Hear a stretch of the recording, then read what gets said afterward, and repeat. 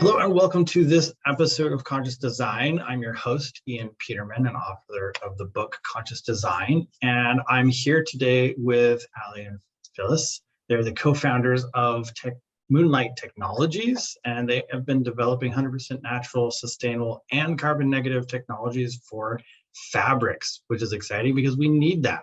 There's so many bad ones out there. So welcome to the show, both of you. Thank you. Thanks for having us. Thank you. Pleasure to Yes. be here. Awesome. Well, I'd first like to have you guys start off with telling a little bit of the story of how did you get started? What drove you to decide, well, let's take on developing this technology and finding some better tech for fabric? Awesome, for sure. So we actually started this company, and Dr. Phyllis and I came together actually through COVID, because when COVID hit, we were working towards finding a way to create better technologies to protect people's lives, right? And the virus is spreading very quickly and in many different ways. And Dr. Phyllis and I got connected with the passion of really introducing different technologies like an antimicrobial technology across a wide range of different products to stop the spread of viruses and bacteria, et cetera. So that was really the origin story behind and the reasons behind why we started. Right, and you guys have expanded. You have several technologies that you are now have out there and are working on.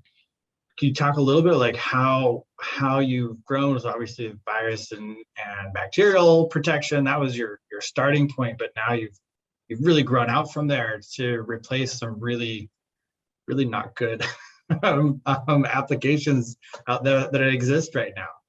Yeah, so we that's right. I mean, we started with the idea of creating and introducing a plant-based antimicrobial into the market, which is one of our technologies. And then we teamed up with a team of botanical scientists that have been developing these plant-based technologies, and we're really looking for a partner to help scale it and launch these technologies across the world. So aside from offering a plant-based antimicrobial, that's for fabrics. Our technologies are not only for fabrics, just to make one correction, they're for fabrics, hard products, surfaces, air. So we have an antimicrobial, we have a plant-based bug repellent for fabrics and hard products that's permethrin-free. We have a completely 100% plant-based odor eliminator for fabrics. We have one of our newest technologies, which is a self-cleaning fabric technology called Phase Clean, where it can be applied to any fabric type and basically makes that fabric self-cleaning, so rarely need to be washed. And then we have a full range of natural and plant-based dyes. As you may know, synthetic dyes are one of the biggest challenges to the environment from our industry. So we have a full range of non-toxic, biodegradable plant-based dyes. Yeah, and so diving into the cleaning one, because we talked a little bit initially, like that's a huge water consumption, right? We spend so much water in cleaning things because the regular fabric gets so dirty. Kind of when you started working on this technology, what are the things how did you go about developing it, and how do you have now a product that's natural? Because there's other ones that claim something like that, but they're not exactly nice on the environment. So for us, it was about really thinking through the different use cases in the market, and how some of the different technologies that we can pull together and create this overarching technology that can do a lot of things within one. And that's what Phase Clean is. It's about understanding why products need to be washed, deeply understanding that, and then creating solutions for the consumer so that the products, for example, this T-shirt or a towel, can never need to be washed. Like, for example, one of my colleagues uses our towel, and she uses it almost every day, and it's been about 3 months, and she hasn't washed it one time. So it's Wow. just it's about bringing bringing these technologies together and working them and innovating on them to create better technologies once we learn from customers as they're using the products, what the feedback is. Right. And for people that don't know what people use today, right? That exists the average technology. If you want an insect proof or you want any of these others, what are the negatives that you guys are being able to replace with these plant-based technologies that makes it so much better? Yeah. So I mean, each one of these technologies has its own competition, I guess, that are in the less sustainable world. The natural dyes obviously competes with synthetic dyes, and there are some drawback to natural dyes. We don't have any dark colors in all the black, and a lot of product, like my shirt, needs to be black. But we have a full range of lighter colors. We have a navy and whatnot, but we compete with synthetic dyes there, and a lot of companies are coming to us looking to become more sustainable, or many times customers come to us because their customers, the retailers, are coming to them asking them to become more sustainable, and they need more sustainable solutions. So that's on the natural dyes. On the antimicrobial, many antimicrobials in the market are metal-based.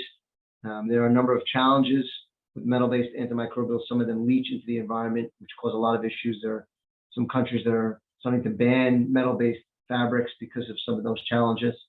And in terms of insect repellency, one of the predominant forms of insect repellency today is using a chemical called permethrin, and that has its whole set of issues associated with permethrin. And our technology is completely permethrin free. So if you're in the bug repellent world, many customers have been coming to saying, we've been looking for a permethrin free technology for years, and we're happy to finally one exists. So we're excited about that. That's amazing. Are you finding, because you mentioned a couple different directions of how people are being influenced to even look for these technologies, both laws that are banning metal versions, or even kind of the more consumer driven of a retailer going, hey, our customers want plant-based, they want organic, they want sustainable. What are you seeing when you're looking at all this? Is it predominantly one area or another, or is there a whole set of driving factors that are pushing all of this to become more, something that people actually want to do? Yeah, it's a great question. And the truth of the matter is, we service so many different markets, everything from apparel and accessories, home, baby, pet, all the way to air filtration, and outside of the consumer space. So every market has its own nuances, and within every market, there's customers that are coming to us because inherently they want to become more sustainable, right? They have an initiative in turn to become more sustainable. It's less so that their customer is demanding it, and more so that they just don't want to pollute as much. And and other times it's that customers are saying, listen, we want to become more sustainable. It may not be such a big initiative internally, but now our customers are demanding it from us, whether their customers are retailer or the end consumer. And now we need to become more sustainable because our customer is expecting that, and we want to have shared value with that customer to offer them products that they would want to wear or use, right, or buy. And when you're developing these, one thing that people will often point out, well, is it as good as what's out there already? And like you mentioned, like the dyes, there's certain colors that it's just not really possible to do. Like black is very, very hard to do naturally.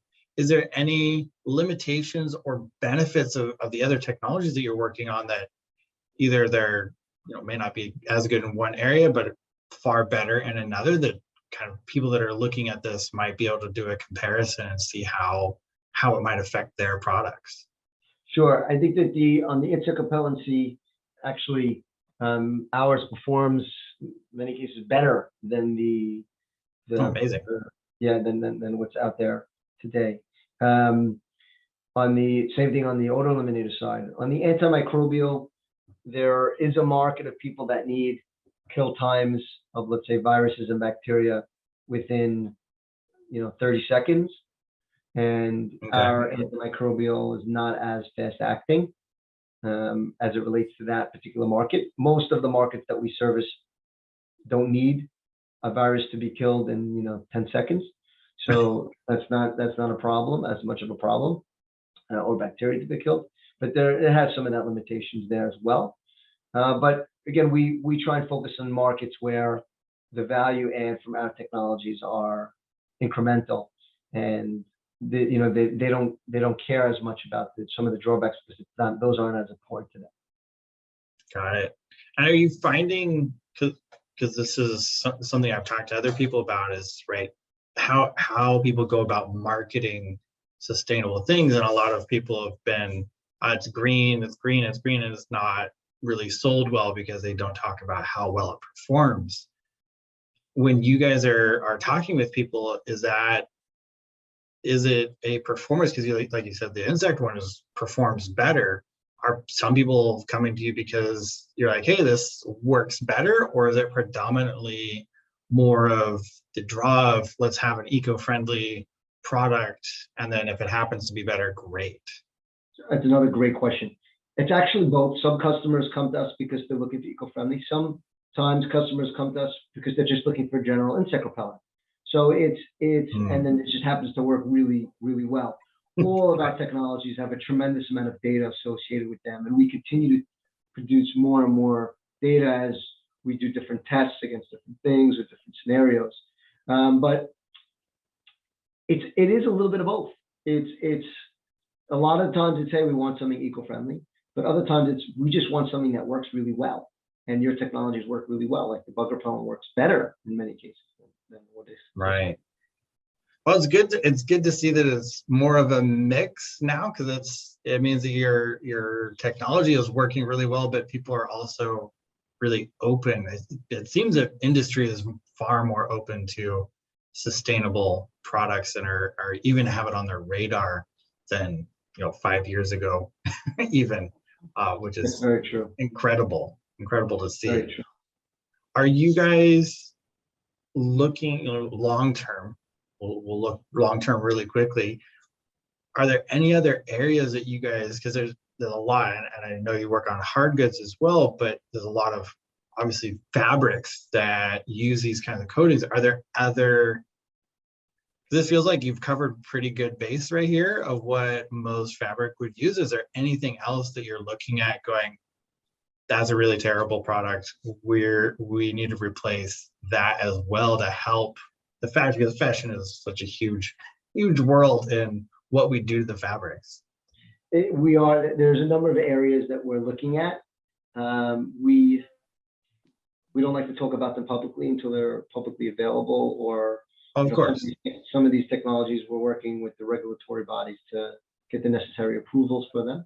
But there are a few areas that we're focusing on in terms of how can we make a better version of this. This is harmful to the environment. This can be better, whether for the consumer or whatnot. So there are some areas, and hopefully we'll announce them when they're ready. But the truth of the matter is, right now there's so much opportunity with the technologies that we have. We're just trying to keep our heads above water with the customers that we're dealing with. Yeah, I mean, with 5 technologies, quite a bit to use, and I feel like you've covered at least the ones that I would think of normally as something that you would apply to a material. Like that's a pretty good base that you can impact the industry. Are you guys seeing other companies? Like, is this a growing space where other companies are going, hey, wow, look at Moonlight, they've figured out some good technology? Are you starting to see copycat companies start to try to follow through, or are you still pretty isolated in having developed it? So no, I think the entire industry is thinking about sustainability. So many companies are trying to develop better technologies using better ingredients. But our technologies and the team that we partner with have been developing these technologies for close to a decade. So it's by no means easy to accomplish this feat. And we're excited to have that large step ahead in many cases to bring these technologies to market. And it's all patented or patent pending. So that's, we're excited about the competitive advantage that we really bring. Hey, it's Ian here. So glad you're enjoying this episode of Conscious Design. If you want the full scoop on conscious design, what it is, how we do it, how you can do it, then check out our book. We wrote it so creative entrepreneurs like you can code social and environmental responsibility right into your brand's DNA. You can download the first chapter for free. Link is in the description. Enjoy the rest of the episode. Don't forget to like, subscribe, and share. That's amazing. And so you mentioned some of this technology has been developing for a decade. When did you guys step in to really start building out? Because there's a huge difference between somebody in a lab making some product, testing it out, and let's actually commercialize this and get it in a real market and real products. Kind of how did that transition happen, and how long did it take? Yeah, we started bringing this to market about 6 months ago, so very, very recent. And that was really the start of conversations with customers about working together on the regulatory end or interest in a particular technology. And actually, I'd love for Dr. Levine maybe just to give her a quick background on her and how her interest in her and what her background is, because I think it really relates well to all the conversations we're having. Yes, please do. Oh, yeah, absolutely. It actually does touch on some of the points that you recently brought up. I actually began my career at MIT, Massachusetts Institute of Technology, majoring in material science and engineering. After that, I went on to medical school. I did a residency in gynecologic and obstetrics, and then a fellowship in gynecologic oncology. As I began to practice in the world as a cancer surgeon, there were certain things I noticed that became very frustrating to me. Sometimes, let's say, I would spend 6, 8, 10 hours sometimes doing amazing surgery on a patient. I really felt like I had done something great, that I really either extended their life or totally saved their life. And then all of a sudden, 2 days down the line, what happens? They picked up some kind of hospital-acquired infection, something that they didn't come in the hospital with. They now had a new problem that I had to deal with. At the time, people were really focused mostly on keeping things clean by cleaning hard surfaces, doctors washing their hands. But what began to become apparent was that the soft surfaces, the textiles in the hospital environment, also were vectors for transmission of all kinds of infections. So I realized if I could get involved with that, combining my background, always interested in innovative material technologies, combining that with health, that's basically what led me in that direction. As you mentioned before, there were other technologies out there, metals, quartz. I actually began working in some of those industries early on because also, as you mentioned, the goal always has to be, if you're putting things on the market, it has to be good. It has to be the best there. You don't want to compromise efficacy ever based on your product. So early on, the metals were great. But then I began to realize, is there something better that we can use? Because everything in healthcare is usually a balance between risk and benefit. We make those decisions every day in medicine. So the same concepts really apply to textiles. If we could achieve the same level of benefit with something that was healthier, that always made sense to me. The plant-based technologies that people were working on early on, one of the main problems that they encountered was durability. Like you could get them on the textiles, they would work. But the second you started washing them, many of them began to wash out. So like everything else in the world, it's timing. It took several years to develop the right delivery systems.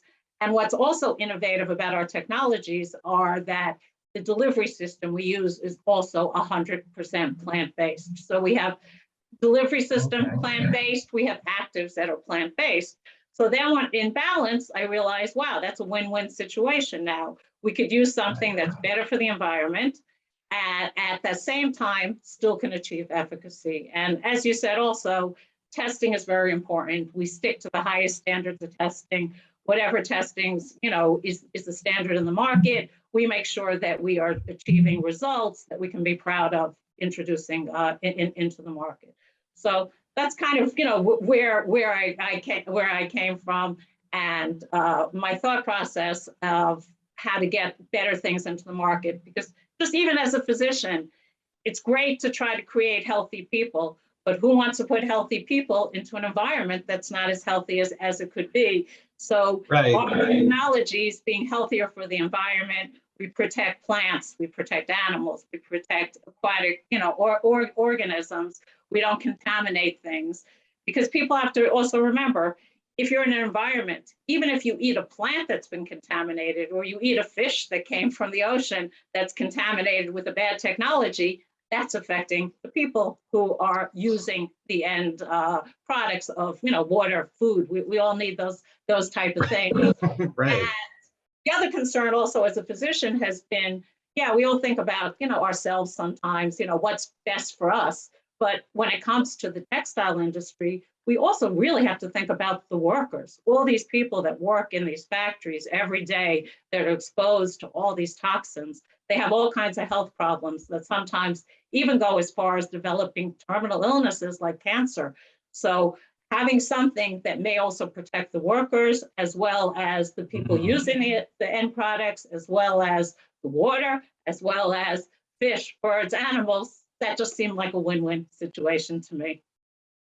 Yeah, it's amazing, and that's something that, you know, as not everyone really thinks about the entire path of a product. Like you said, it's not Right. just the end user, it's the person who makes it, it's the person who Exactly. handles it to ship it, it's, You you got know, it. the community wherever it's being manufactured, if there's any kind of, you know, manufacturing runoff, right? It Right. all you all start to realize how much it impacts down to the food system, right? If you're Exactly. like, I don't even use the product, but I ate a fish that is from near the factory. Well, You you got are it. you are impacted by that product whether you bought it or not.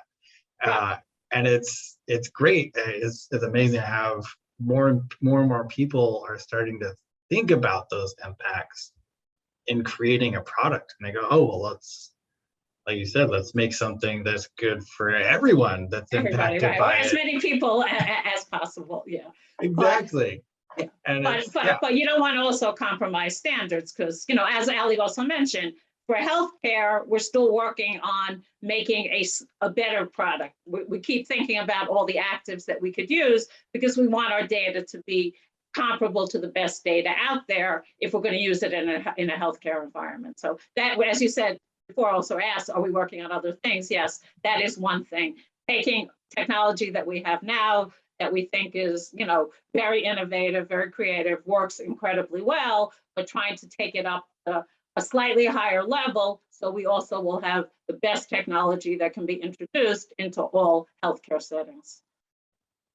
yeah, which is important. It's one of the things that, like, a lot of green products that I've looked at, they're just not up to Yes, the they standards. don't Like, work. it's still like, yeah, it's biodegradable, it's all this, which is great, but if it doesn't do the job, it doesn't really matter. And it's Right. somebody, I was talking to somebody else about, you know, the perfect product isn't the one that's necessarily perfectly biodegradable. And it's, if no one buys it, if no one uses it, Right. your perfectly green product is actually a complete waste and the opposite of sustainable, because you're going to put a whole bunch of time and effort and money, make it, and then it's just going to sit there, and that doesn't help anyone. That would be a It doesn't shame. Yeah. improve anything. Yeah. No, it Um, doesn't. Yeah. so it's great to see you guys are able to reach those standards, right? You're developing stuff that works, technology that actually does what it needs to compete, and it happens to be way more eco-friendly. It happens to be so much better, which is great. Kudos to you guys in doing this. Are you guys? It took you about 10 years to develop. So are you able to start shortening? Like, is it, you have 5 technologies now? So is that something you're able to kind of work Oh, on yeah. each other, or are they just totally so separate that each is its own complete separate path? Well, so we in particular didn't develop these. Our partners did. Right. But these technologies all can be combined together, or they can be operated separately. And we work on improving Amazing. each of them either in concert together or separate. So it's we're a company built on innovation, so we need to continue to innovate and evolve as a business. So hopefully over the next few years, our technologies get better and better, and we offer new and different technologies to the market. Right. And our, So you- I'm sorry. Oh, go ahead. Our base technology that we use for delivery system and inerts, that's fairly well established now. So we're just talking Okay. really about adding different actives that may have different functionality over time. What also, what you referenced before about not always having to be perfect, if it at least is being incrementally better in the world, our technologies, even though they're definitely great for natural fibers and natural textiles, they also can be applied to synthetics. So even though, obviously this problem with synthetics, people are working on getting better at the synthetic textiles, but in the interim, we at least can make synthetics at least better in terms of the environment, in terms of, eco impact right now. So that also is a step in the right direction, that we can be applied to both natural fabrics as well as synthetic fabrics. Yeah, that's a really good point too. And I forget the name of the gentleman I was interviewing, but they were developing a new technology to bring hydrogen to airplanes. But they're like, well, it's going to take so long for us to develop it.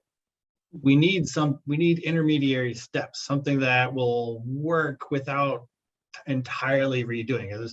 If you were to stop the fashion industry today and be like, all right, now you can only use eco-friendly products or you don't get to make anything, it would be detrimental. It would kill things, and you wouldn't be able to make these steps. So I think it's a great thing that you're pointing out, is like, you can use this with any material that's out there. You can make those incremental steps to improve it. Yeah, absolutely. That's our goal. Awesome.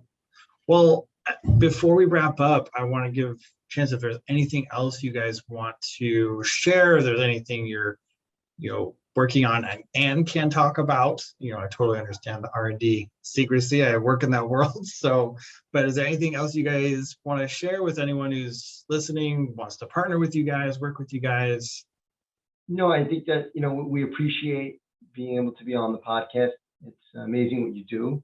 Thank you for bringing all of your ideas and thoughts of your guests to the world. We're excited to be a part of it. And we're excited to be bringing these sustainable technologies to market. And if there are any companies that are listening to this podcast that are looking to grow in their sustainability, making their products more sustainable, and whether it's because inherently they're looking to become more sustainable because their customers are really asking for them, we'd be happy to work with them on creating solutions that really satisfy the needs of both their business and their customers. Amazing. And where would be the best way to find you guys? So our website is moonlighttech.co, not .com.co, moonlighttech.co. They can go to our website. They can contact me, Allie, ALLIE, at moonlighttech.co.